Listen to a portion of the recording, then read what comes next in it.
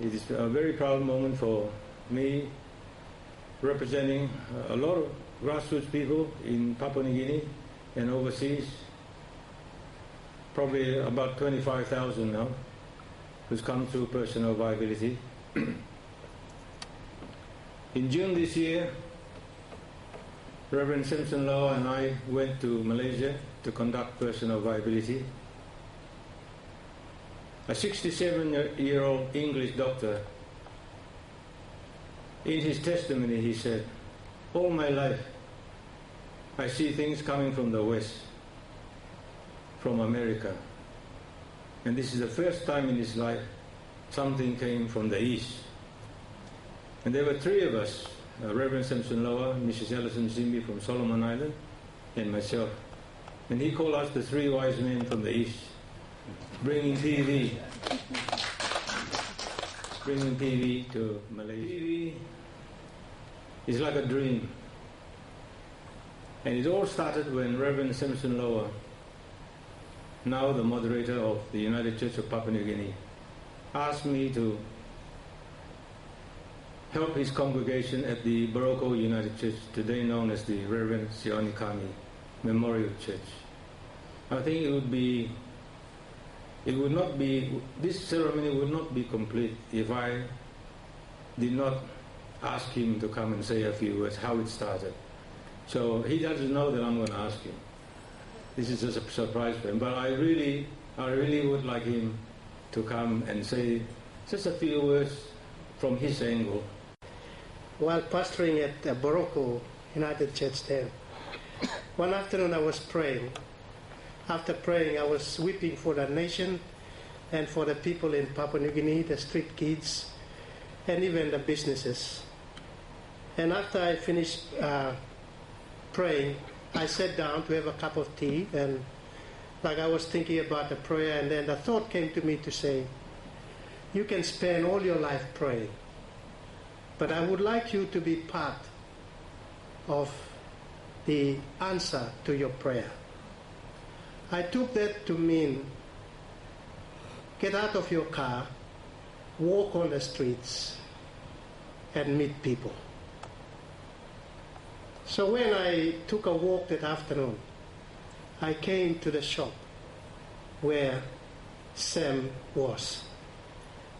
His business was just taken over by the banks, and they were packing up to leave.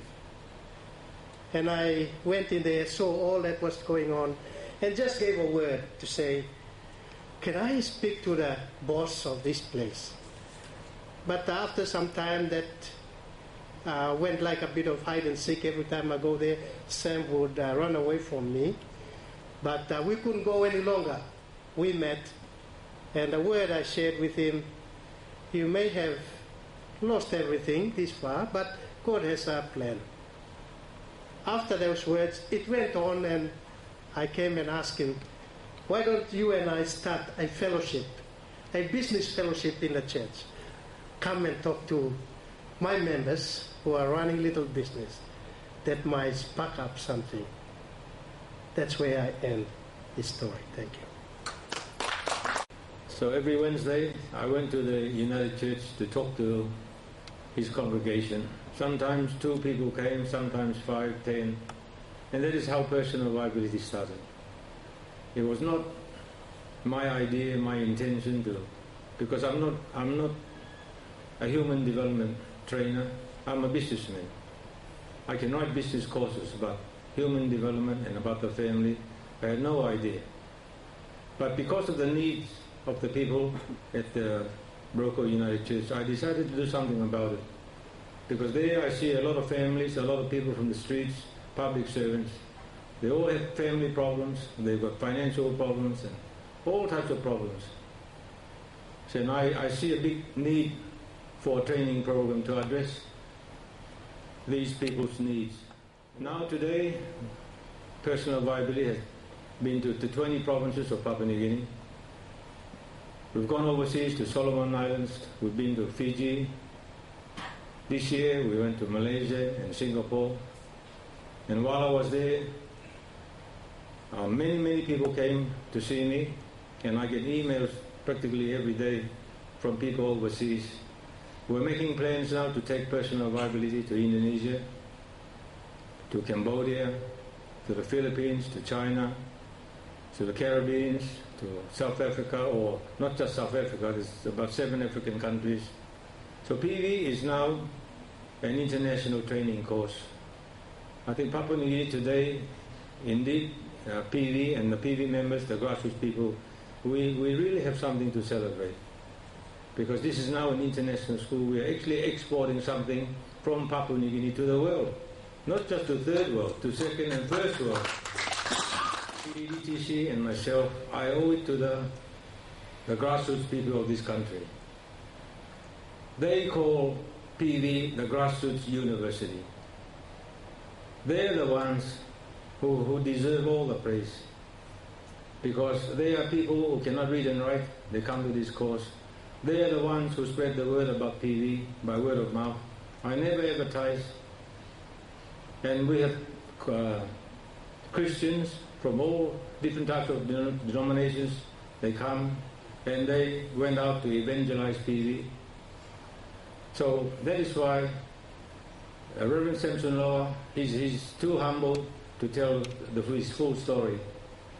But I know that the success of PV is in no small part due to his contribution. Because everywhere he goes in the world, he tells people about personal viability. Thank you very much, sir. And his historic agreement with the Lihir landowners. I want to make mention of this because it is a historic occasion. I have never heard of landowners using their own royalties, their own money, to develop their own people, to invest in their people. I really salute them because not even leaders of countries have done this. We talk about infrastructure development. We talk about economic development. And we talk about human development. But which country has invested money, instead of just talking about it, has actually invested money to develop its people holistically? I'm not talking about educating people to look for jobs. I'm talking about developing people to become prosperous in life.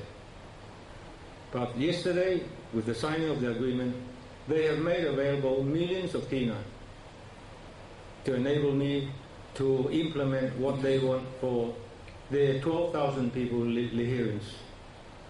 They want everyone to be self-reliant and financially independent. And they've set the goals, they call it the Lihir Destiny. So today's signing with GAL, I want to thank Professor Richard Thierry and Winston Jacob. Thank you very much for coming all the way from England, and for Winston for organizing all this. And of course, our Governor General, he's been the shining light. He's always motivating us. If we are slack, he will keep on pushing us until something happens. This is the Governor General of Papua New Guinea. Without his support, without his drive, maybe this wouldn't have happened this afternoon. Thank you very much, ladies and gentlemen.